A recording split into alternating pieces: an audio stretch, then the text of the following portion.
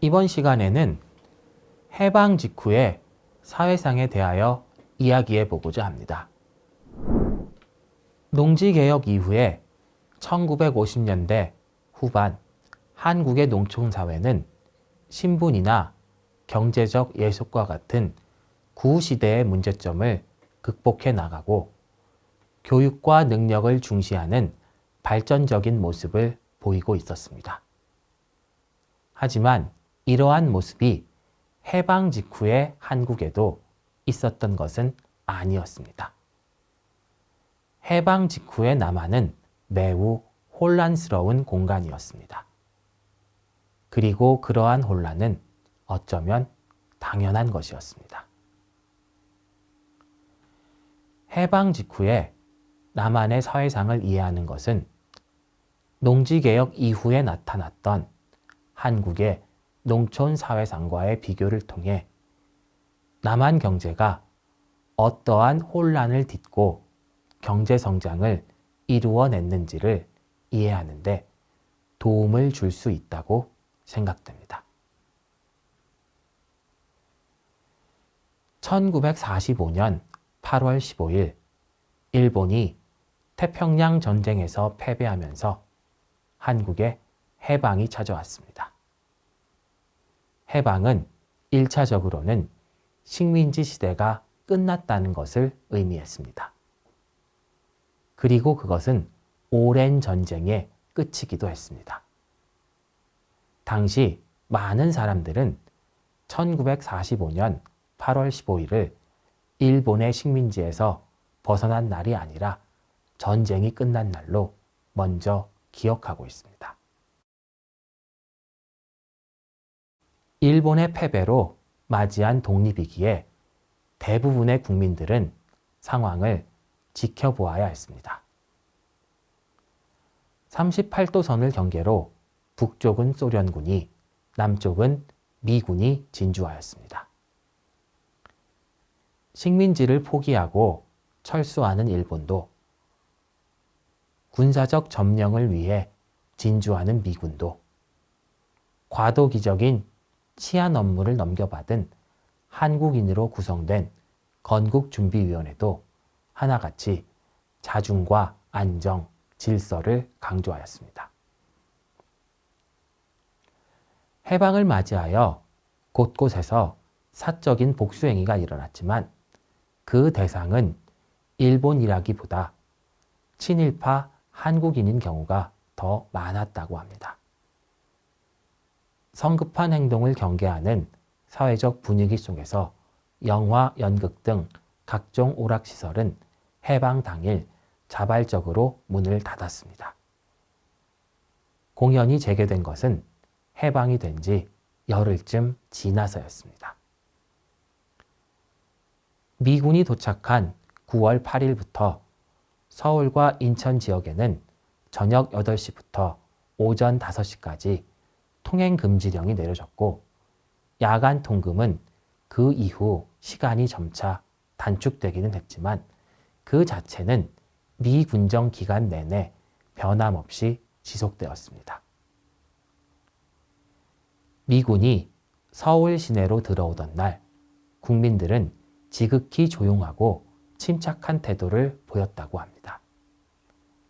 1945년 9월 9일 일본이 정부 건물로 사용하던 조선총독부 건물에 일본의 일장기가 내려가게 됩니다. 그리고 그 자리에는 미국의 성조기가 올라갑니다. 한국인들의 역할은 담장 너머로 구경하며 박수치는 것이 전부였고 한국은 태극기가 성조기와 함께 개항되는 것은 1946년 1월 14일의 일입니다. 정치적으로는 독립 과정에서 소외되었지만 사람들은 나름대로 해방의 기쁨을 누렸습니다. 급하게 만든 태극기를 들고 거리로 몰려나와 만세를 부르고 또 불렀습니다. 그리고 일본이 물러가고 전쟁이 끝났다는 안도감에 무엇보다 먹고 마시는 자유가 우선이었습니다. 그렇게 나타난 것은 쌀의 과소비 현상이었고 쌀의 과소비는 큰 문제가 되었습니다. 해방이 된 지 불과 넉 달 만에 그해 가을에 수확한 쌀 가운데 절반 정도가 술이나 떡 혹은 엿으로 소비 또는 낭비되었으며 해방 이후 늘어난 것이라고는 음식점뿐이라 할 정도로 서울에는 음식점이 많이 늘어났습니다. 먹고 마시는 것 이외에도 사람들은 자유를 많이 그리고 오랫동안 즐겼습니다. 해방된 지 한 달쯤 지났을 무렵 한 신문은 긴 휴일 동안에 화려한 축제를 그만 끝내고 생업으로 돌아갈 것을 촉구하는 사설을 게재했습니다. 직원들이 출근하지 않아 시내 전차가 움직이지 못하고 청소부가 일하지 않아 화장실과 쓰레기가 엉망인 점을 지적하며 이 사설은 이제 놀기도 많이 놀았으니 그칠 때가 되었다고 주장하였습니다. 또한 일본 식민지기에 있었던 방화훈련이 사라진 것의 영향으로 서울 시내에 화재 발생이 급증하였고 해방 직후 절도나 강도, 살인 등의 죄목으로 수감되는 죄수의 수도 해방 직전에 비해 2배가량 늘었습니다. 한센병 환자들도 해방 직후 5천 명이 이탈하여 전국적으로 구걸을 하고 다녔습니다. 일본이 물러나고 사회의 기강이 풀렸다기보다는 해방과 함께 자유와 방종이 뒤섞인 결과였다고 보여집니다. 비록 흐트러지고 어수선한 상황이었지만 해방의 유용한 측면은 일상생활에서 하나하나 늘어났습니다. 선생님이 부족하여 대부분 오전과 오후로 나누어서 수업을 했지만 초등학교는 1945년 9월 24일부터 학생들이 다시 등교하였습니다. 중학교도 대부분 10월 1일 무렵에 다시 개교하였습니다. 전쟁 동안 여러 곳에 옮겨져 있던 15만 권의 도서관 책이 다시 돌아왔고 10월 중순에는 국립도서관이 정식으로 문을 열었습니다. 전쟁 중의 폭격을 피하여 여러 곳에 보관되었던 많은 유물들도 돌아와 국립박물관의 운영이 12월 초에 정상화되었습니다.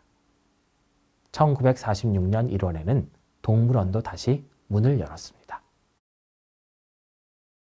한국말과 한글도 다시 돌아왔습니다. 1945년 10월 9일에는 한글날 기념식이 열렸고 11월 20일에는 우리말 교과서를 반포하였습니다. 1946년부터 전보도 한글로 바뀌었습니다. 방송국에서는 국사광자 프로그램이 편성되었고 한국의 역사에 대한 책도 탈고되었습니다. 최초로 일본에 저항하여 만세운동을 했던 3.1절이 국경일로 제정되고 전쟁으로 사라졌던 어린이날도 부활되었습니다. 친일파에 대한 본격적인 청산은 어려웠지만 일상생활에서 일본의 영향은 점점 사라졌습니다. 서울의 명칭이 경성에서 서울로 바뀌었고 행정구역 명칭도 일본식에서 한국식으로 변경되었습니다. 일본 식민지기의 악법들도 폐지되었습니다. 치안의 유지와 사상범에 관한 법률, 신사참배에 대한 법률과 정치범에 대한 법률, 그리고 출판법 등이 철폐되었습니다.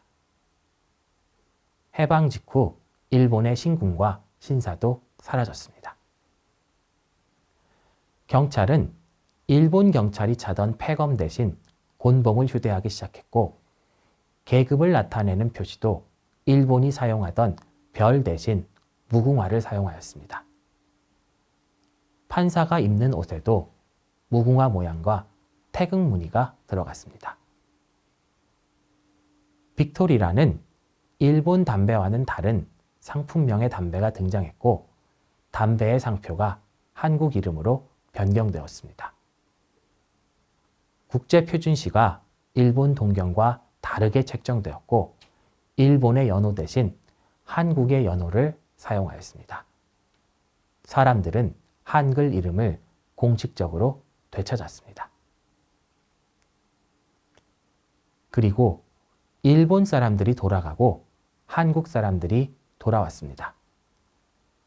일본 사람들은 개별 귀국이 허락되지 않았고 군인, 일반인, 관리의 순으로 일본으로 돌아갔습니다.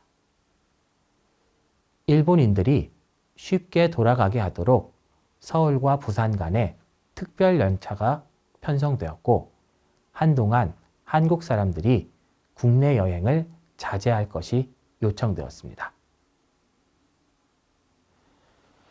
1947년 말까지 88만 명 이상의 일본인이 한국을 강제로 떠났습니다.